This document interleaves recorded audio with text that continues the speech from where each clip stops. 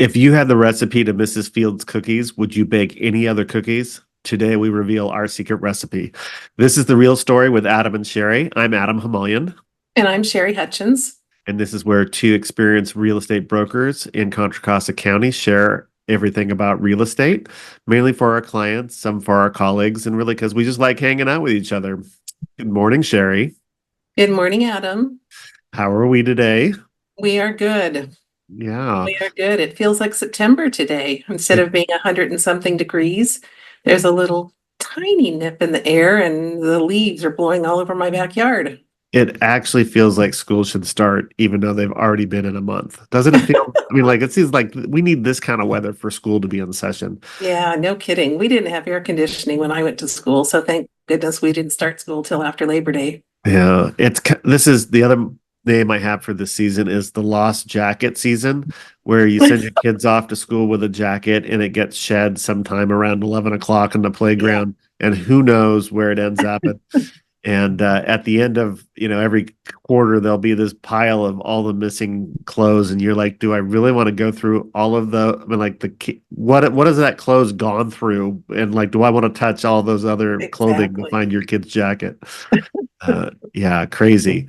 That is funny. Kind Yeah. of, I did not know there was a lost jacket season, but the Well, things I've learned from you. it's twice. It's in the fall and then early spring when it's still Yeah, too cold to show up with bare arms. yeah. Well, if you were all listening to our podcast last week, we had a special episode with our broker, Julie Dudum Del Santo, and she shared a little bit of her secret sauce about how to run a brokerage and how to shape real estate. And one of her sayings, mottos for the company is raising the art of real estate. And it has to do with the desire to being the top professional. And professional, when I say professional, I mean knowledgeable, ethical leaders of our industry. And she really wants to change the shape of real estate in our area. And to that end, she has a mentor program, and Sherry and I are actually going to be mentor agents. We both have had an opportunity to meet with younger agents over the years, but this is part of Julie's program, and we're excited to share a little bit about that. So, where should we start with that? Well, we are honored to have been asked to do it. There's a lot of agents in our company, and I think there's only four of us who are actually going to be mentors. So thank you, Julie, for including us in that. We're excited about it. And it's really interesting because I think that all of us, whether we're new agents or been in the business a long time, can benefit from having some coaching and mentoring because there's ruts that you can get into. And I remember one time there was a leading agent in our industry, works my neighborhood, and he changed brokerages. And when I was asking him, like, you've been with the same broker it's like 20 years, because I just needed to freshen something up and try something new and take a good Mhm. look at it. So some of the agents that are involved in this mentor program as mentees have had some experience, but they are just trying to retool their toolkit and be prepared for the next go at it. We Well, were Julie has a theory that everybody should have a coach or a mentor at each phase of their life slash career. I mean, she's the head of the company. She's the owner of the company. She has 5 offices and 180 agents, and she has a real estate coach. yeah, yeah. So, I think she has a business coach too, because I think that owning a small business is distinct from the real estate part of it, and I can't. All yes. the skills she's got to master. That's part of the reason why you and I don't go hang our own shingles. Like Yeah. mastering real estate's enough for us. Yeah, I guess I really should have said business coach. We are absolutely right. Yeah. Yeah. Yeah. I think at that level, you've got to have somebody else to bounce things off of because what's she going to do? Go talk to one of her agents? Or You one know, of her competitors. exactly. Yeah. Exactly. Yeah. So, yeah, I'm excited about it. I've done some mentoring in the past, nothing recently. So it'll be fun to figure out how to do it as partners. It's interesting. When I was a younger agent, I went to a lot of trainings and a couple of the big name coaching um, companies, brand names. They're all over it. They're individual people, but they're companies. Mhm. And it's really interesting because there's a couple different aspects to being an agent. There's kind of the technical skills of being an agent, kind of like for a carpenter Mhm. learning how to cut wood and drive nails and Yep, screw in sheetrock. yep. But that doesn't really teach you how to build a house. There's a bigger picture of how do you use those skills to Mhm, successfully get to the end of what you're working on. And mhm, for some agents, they'll work for a team and they will benefit from the team lead being the one who's doing the building. And so they only need to manage um, those kind of specific skills. That's not really you and I. no. We somebody used the illustration one time of uh SEAL Team Six, the Mhm, the really elite um fighting. I don't even know how to say they're fighters, but the elite military team, yep. and they every one of those men, I don't think they have women in the SEALs yet, but Mm, each one of those SEALs can do every job that's required, but when they go out, they take specific roles for that team to make it happen. mhm, And you and I are kind of like that. We can do everything and yep, we gravitate to certain things, but we are experts in all the different fields. And we think there's no mhm, better way to do that than to master all of it because yep. you can't pick and choose what challenges are going to come up. So it's good to have a broad exposure. Yeah, I mean, you and I have both worked as single agents before instead of as partners or part of a team, and we had to do everything, back before we partnered up. Um, I used to say that, you're your own boss in real estate. You're an independent contractor. You own your own business and you do everything from be the janitor to the CEO and everything in between. One of the things that's happened because of the change recently with the commission, but I think it's been true for a little while, is that it's been hard for new agents to break into the industry, Mhm, largely because the best way you can have all sorts of book knowledge about real estate, but it really is the experience of a lot of different transactions. And we were talking about your history as opposed to my history. I basically have only been an agent and broker since the change in from 2008 after the recession, and it's mhm, been a growing market up until about the last 18 months. And so I've yeah, had to, well, intellectually, I knew what this was like. I haven't actually had to do the negotiations in this environment, but because of your longer tenure as an agent, you have seen different cycles, mhm. and that's invaluable to our clients. I mean, and to me, as I get to learn from your experience.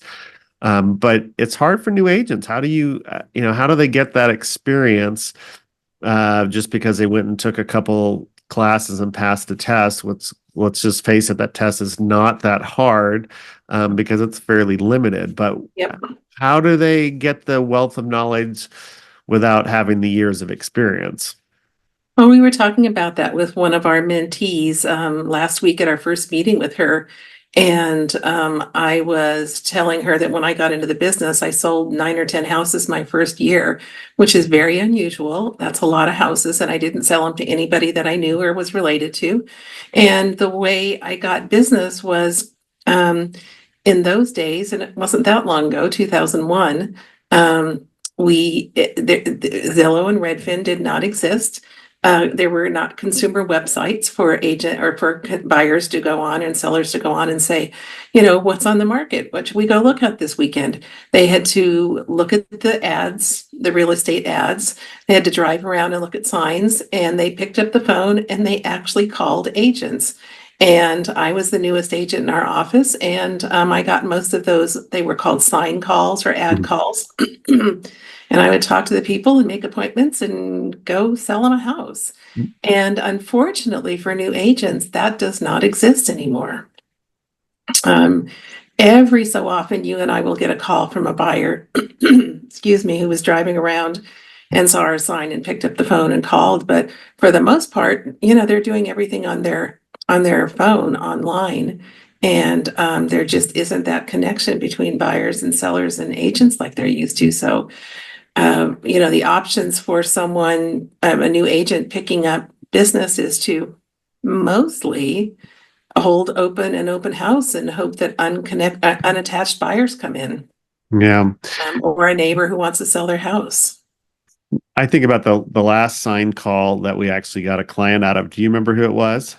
I don't remember. It turned out to be a quilter, and Oh, yes. and and so even though the introduction came through, she called a sign and about Yeah. the house that we had listed, Yep. but then all of a sudden it was like, well, we all know the same people, and Yeah. I don't even know whether she's now since shown up to some of the same quilt groups or classes that you're in, Oh, but all it the was time. definitely that the sign call gets you the introduction, but it's the personal connection that Yeah. solidifies them as a client, because then they Yeah. begin to have some idea about who you are as an agent just on that one toehold, and then you build from Yeah. there. Yep. And the funny thing is, it was during the pandemic. So to have a sign call even during the pandemic, during lockdown, was unusual. But the fact that I somehow, some way picked up that she was a quilter, asked her if she was, and she said yes. It Um, probably was the threads on her clothes. Probably, exactly, exactly. Um, but not only that, but she, was running in a similar circle, and we had an overlap of friends.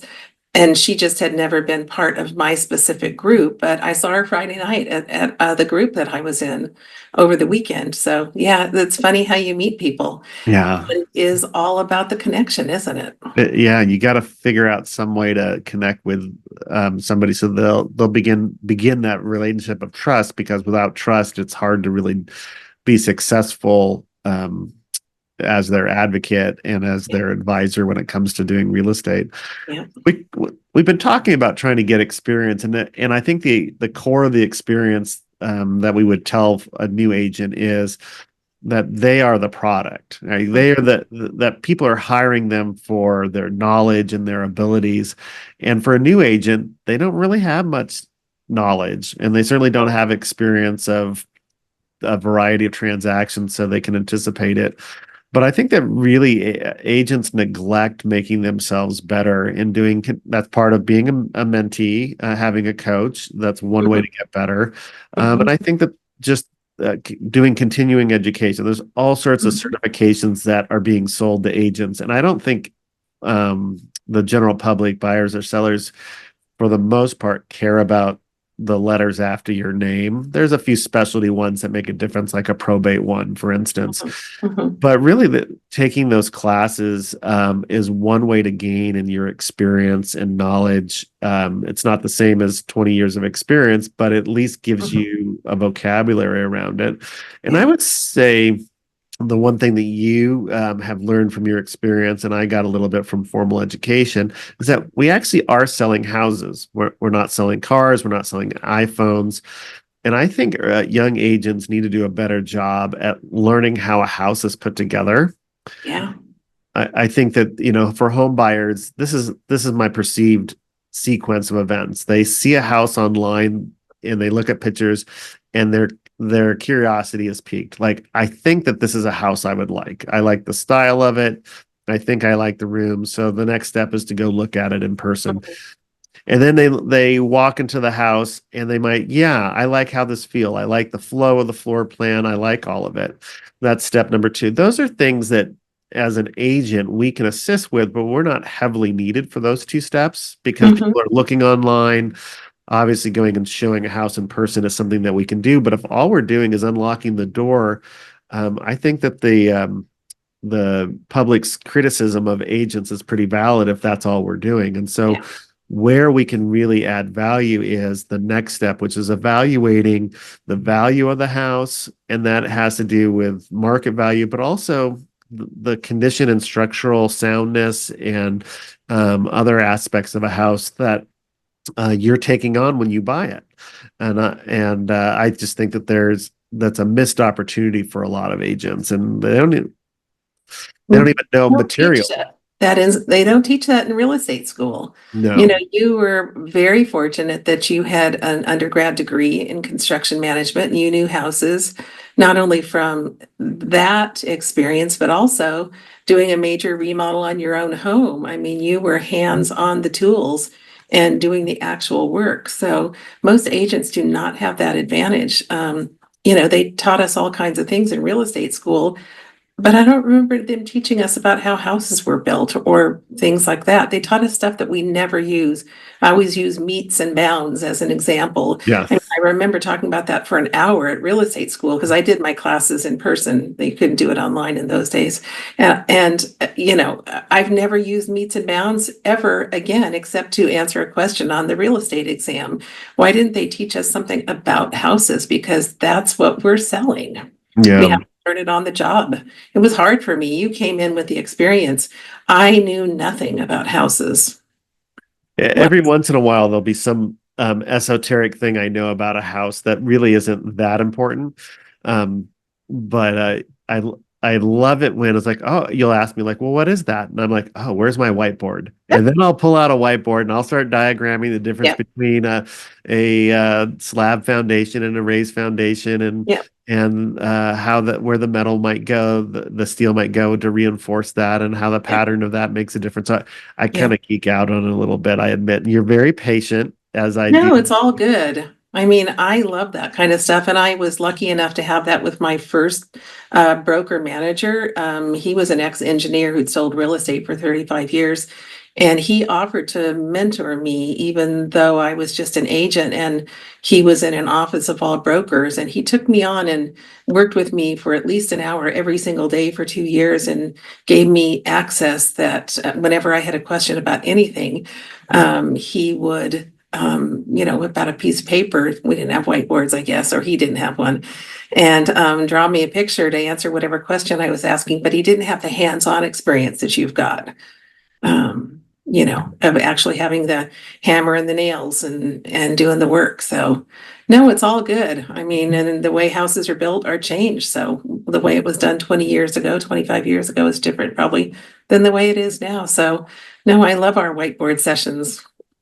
It yeah, it I feel the most nerdy when I'm doing that. I think the other thing that new agents don't have the experience, but if they join a team and they can shadow somebody else, is how to evaluate inspections, home and Mhm. pest inspections. Yep.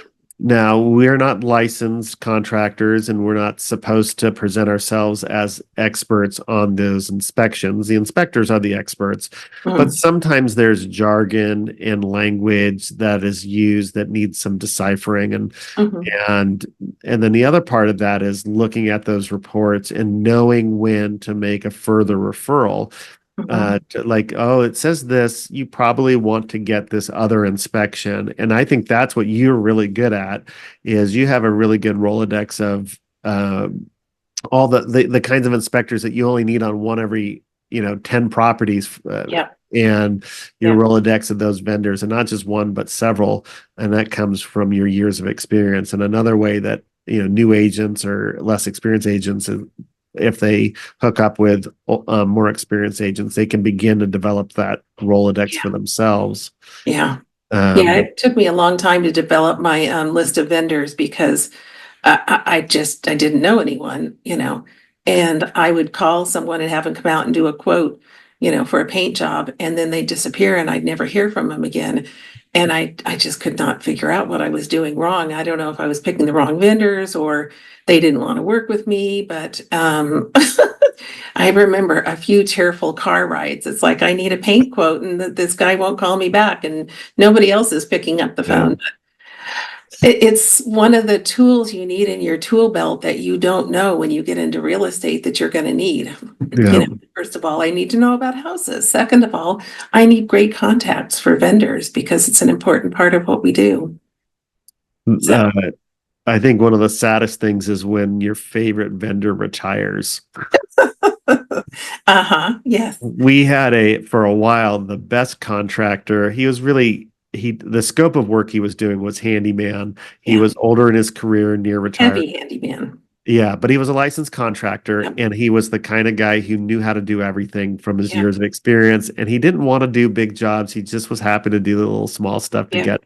I mean, he would do as big as putting in cabinets for a new kitchen, but he wasn't yeah, doing additions. yeah. He And did a kitchen remodel for us. and then he retired.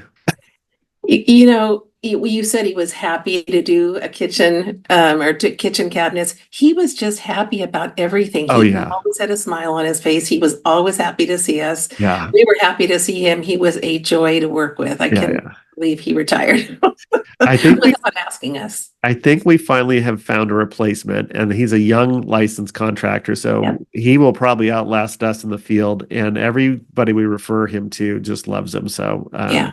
fingers crossed that he will not get too in demand, and demand enough to make a living, but not too in demand that he can't answer our calls. Yeah, it's funny. I was thinking about that the other day, how when I was new in the business, the contractors basically trained me because I didn't know anything. I eventually found people I could trust, and they taught me the business and what I needed to know and what I needed to worry about and what I didn't need to worry about. And now that Jorge has retired and moved home to Mexico, and we have this new young contractor, I feel like you and I are in the position of training Yeah. him, which is an interesting place to be because he's so green. He doesn't know anything about how to run his business. He's a great contractor, Yep. but if he wants to make a living and actually be able to keep doing what he's doing, we've got to teach him the business. And he seems to be doing great, and all our clients are happy with him, and we're Yeah. happy with him. So Yeah. that's Yeah. a good thing. That's The a thing you don't. Again, another thing you don't learn in real estate school. yeah. Yeah. So I think so. We've been talking about this one topic about the agent is the product, and agents need to better equip themselves and educate themselves and constantly be learning. And I think that that's an important first step, because the second lesson that I think we as agents need to learn is to be a non-anxious presence. Mhm. And one of the things that is true about a lot of sales job is that there's a lot of rejection. We have to constantly be selling ourselves and putting ourselves out there. Yep. And while we have a pretty good results on our listing appointments, we still don't get them all. And every time we don't get hired, it's devastating. It's like the world's coming to an end. Yeah. Real Yeah. estate agents are notorious that this is the last transaction I'm ever going to do. Um, That is true. Yeah. yeah. It doesn't get any easier the longer you do it. Because of course you start to question, what did I do wrong? What did I say wrong? Why did they hire somebody besides us? And really, you and I always say this, we need to focus on the people that like us and appreciate us and work with us. Just because we didn't get one listing doesn't mean that, our career is going down the drain. Or that there was anything wrong with us, right? People make Right. decisions all the time, and to be honest, I mean, I would say that we're in the top 10% of quality agents in our area, but if we're competing against somebody else in the top 10%, one of us is going to lose out. Uh, Mhm. so very rarely do I feel like we lost it to somebody who was less than us. Um, I Well, can't it's all think about of that connection. yeah. I'm sorry, I didn't mean to talk over you. No, that's yeah. I When you have a connection with somebody. yeah. The tied into this is, when we get anxious about our income, and that's one of the joys and negatives of being on commission based, is that you only get paid for the jobs that you win. Mhm. And even though you're capable of doing all the jobs, Mhm. that is, you got to deal with that.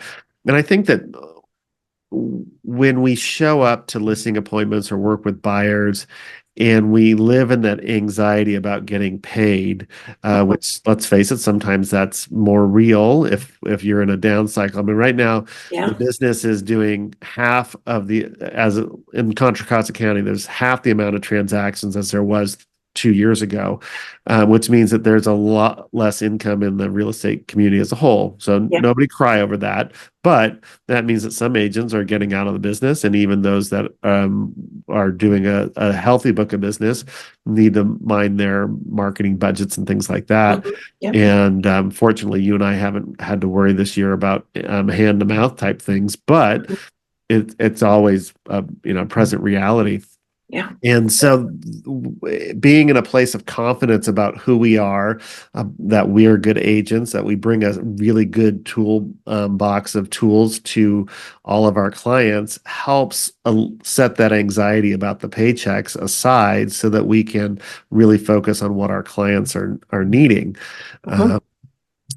I remember specifically, like that, for those of you who heard my origin story for, I keep using that expression, but when real estate changed for me dramatically was when I began to believe that I was a better option than other agents out there, Mhm. that my Yeah. skill set was advanced, and that I could just show up and say, if you trust me, I will get you what you need out of this transaction. Mhm. And Yeah. it happened to be a listing, but it was like how to help you prepare your house, find the right vendors, do the things that will earn you money if you trust me. And when that was successful, just my confidence boost in myself made real estate took me to a new level. I mean, it was a Mhm. couple more years before I was really excelling financially, but it changed my enjoyment of the business because I actually got to the place where I was believed that I was making a difference in people's lives. And I think that because I believe that, people were able to see my value more clearly. You and I go back and forth about this. It's kind of our own version of the chicken egg thing, where I say we have to tell people how good we are. And you say, if I'm good enough, if I'm that good, I shouldn't have to tell people how good I am. But they can't just, look at your picture online and say, oh, I bet he's good. I'm going to hire him. We've got to tell What do you mean? I'm them. handsome. Look at this Exactly. mug. Exactly. We got it. An agent has got to be able to communicate their value. And that's where experience comes in handy. It's hard for somebody in their first year of real estate who's had maybe a couple transactions to tell a customer why they should hire them because they don't have anything to back it up. Thank goodness for Yeah. experience. You learn Yeah. the job, you learn on the backs of your clients in this business. And the more work you do, hopefully the better you get at it. Yeah. Well, and I think that kind of reinforces my point. And you're right. I tend to not want to talk about how great we are, You do but I not think want to that, talk about yourself but ever. but but when you believe in yourself, it's Yeah. easier to talk about yourself. Yeah. And I Yeah. think that what I don't like is when it starts to feel like a used car salesman, Mhm. where I'm trying to convince you to buy the lemon, Mhm. which is what I had some imposter syndrome prior Yeah. to that experience, where it's like I was trying to say I know all these things about the construction, how the house is built. I really do, Yeah. but I didn't believe that that was valuable. I thought I was like faking it in some way. And so when you get to the point where you believe that what you are doing is valuable, then Mhm. talking about it is no longer either false bravado or some sort of imposter. It's like this is just the facts, and I you can wrote, walk through that door easier. yeah. Do you remember when we were first partners, probably 6 years ago, we went on a listing appointment in Orenda and the seller said, tell me why I should hire you. Tell me why you're good enough for me to hire you for this job.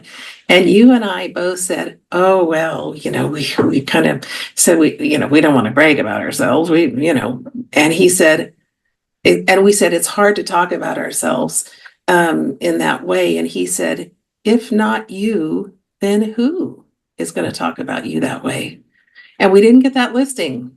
No, we We didn't. did not get that listing. We did not answer that question when he opened the door and invited us in and said, tell me all the good stuff about you. Yeah, yeah, And we weren't in sync as partners yet at that point. But we also had this kind of false modesty or something like, oh, I can't talk about myself and tell you how good I am. Well, that's what you were there for. yeah, yeah, That somebody invited you into their home and said, tell me why you're good. yeah, exactly. And trying to believe in yourself. Yeah. Yeah. Yeah. And So that's the step. opposite of what you say commission breath. Yeah, You always use the term don't have commission breath. My version of that is you can't want it more than they do. yeah, It's a slight variation on that theme, but when you're sitting at that table in someone's house and you're just going on and on and on and on and on because you want that job so bad and you're just trying to, not giving them a chance to talk and talking about yourself nonstop and, just being a little over eager, that doesn't work either. no, no, no. So step one is be the best product possible. And Yeah, then step two is to confidently talk about why you're the best product yeah, possible. yeah, I think those yeah, things go hand in hand. yeah. And the results are not only will you win more business, but you'll enjoy doing it in the process. Yeah. And part of that enjoyment is part of what helps you win that business, because people will see, oh, this is why I want to use an agent for this transaction. This is why I Yeah. want to use this agent or these agents, if it's you and I, because I see that they have knowledge and resources that I don't have. And quite honestly, this isn't brain surgery or rocket science or whatever. If you want to spend 20 years learning the industry like we have, you can do it. It's not, and most people can figure it out. But we've done it, and that's why we're valuable assets to our clients, because we have that, have all that skill set. Yeah. I think the third thing, as we kind of talk about a mentor relationship and coaching ideas, is not to be a secret agent. And you and I realized we had a different point of view on what that might look like. Yeah. When you hear a secret agent, don't be a secret agent, what does that make you think of? Well, you have to remember that I was trained by very old school, people who had been in the business for 20, 30, 40 years. And, they said things like, wear your name tag everywhere, even when you go to the grocery store or the dry cleaners, because you never know when somebody wants to buy a house and they look up and they see your tag and they say, do you want to be my realtor? Yeah. Yeah. So that was my interpretation of the don't be a secret agent. Tell everybody that you sell houses for a living. Yeah, and that kind of slides back into the commission breath, where it's one of my sayings is I'm only going to market in ways that I want to be marketed to. Yeah. Which isn't exactly true, because I don't want to be marketed to at all. And so you have to learn how to do something, but it's easier to do it when you believe in yourself. So kind of sliding back into the second point, but what is your version of don't be a secret agent? Well, I think that people sit at home, or new agents, they just don't know how to expose themselves to the public, and they just are passive and wait for business to come to them. And it's just not going to happen. People are not thinking about you as much as you're thinking about them. And I was in this early training program by my first manager, and it was 3 or 4 agents.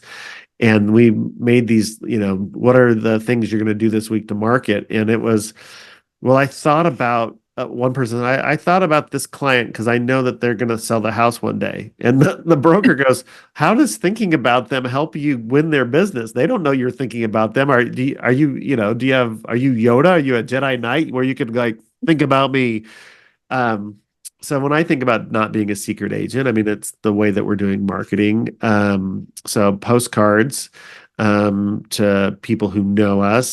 Some people do geographic farms, and I tried that for a while and then kind of switched. Well, I'm going to send postcards to people at least know my name and like me, because that's an in, and that has proved to be helpful over the years. Newsletters to people who have agreed to have real estate conversations with me, and it's the content of those 2 things in particular that you and I work hard on it being valuable, just as a standalone item, not. You had to convince me to put one line at the end of all of our postcards, call us. Yes. I'm like, if they're interested in what we wrote about, they will call us. But sometimes at least the invitation to say, we would love to work with you. But things like, protecting against fire dangers, annual maintenance, spring cleaning. We just did one on inspections and why you should do inspections not just when you bought the house, but periodically, so you can keep your house in good repair. Hopefully offering good advice about home ownership, and people will realize that we're a trusted resource. In fact, just before we started recording, I got a phone call from a client who needs a plumber, that their dishwasher went out, and they came to install the dishwasher. Apparently there's something wrong. So anyway, remind me about that. I have to call that client when we're done. And I forgot to tell you that because of that postcard that we sent out last week on inspections, and I guess it wasn't inspections, it was upgrades to your house. Was last postcard. Someone in my quilt group on Friday night asked me about gutters and how often they should be replaced, and asked if I had a contact person, and I gave her our contact person for gutters. and the person we've used before. And he came out this morning and gave her a quote, and she's getting new gutters. So people are reading those postcards and newsletters, which Yeah. is nice, because I know you write most of them and you spend a ton of time on them. And I'm grateful for that, because I'm not a writer, but That's not true, everybody. It's not true. we're providing things of value to our clients, and it's just not junk mail that ends up in their inboxes and mailboxes. And it's a kind of a long game here, where it's like we do this not because we think that somebody's going to sell their house tomorrow, but over the course of time that they learn to know that we're knowledgeable, that and trustworthy, that they will reach out to us, because the average person knows like 5 or 6 or 8 real estate agents. I think it's 7. I think the average person knows 7 agents is what I just read. Yeah, just crazy. I How think do you that number separate will go yourself down. from the pack? Yeah. You got to be the person that pops into their mind when they think real estate. So, Well, there's so much more that we could talk about, but I think those are kind of the 3 big things that are kind of the pillars, or whatever however you want to put it, for our relationship with our mentees, and kind of how we form our own business. There's lots of more technical stuff in the middle of that, and business planning, and things like paying yourself first and make sure you got tax money, and all sorts of all that other stuff. But it boils down to, if you want to be successful, those 3 things. Yep, they're the pillars of our business. Yeah. So, I was just realizing one of the questions we were asking our guests early on, we haven't done the last couple, is what are you doing this year to improve yourself? And maybe we'll work that back into one of our questions. What are the for our speed round? Yeah, it's really before the speed round, because that's a bigger, longer question. Yeah. All right. Well, everybody, thanks for listening to us this week. Again, go back and check out our conversation from the previous episode with our owner broker, Julie Del Santo. And if you are interested in buying or selling a house, contact us. And if you're an agent that was looking for some coaching, or would like a mentor, or just have a conversation about how your business is going, give us a call. Thanks, everybody. Thanks.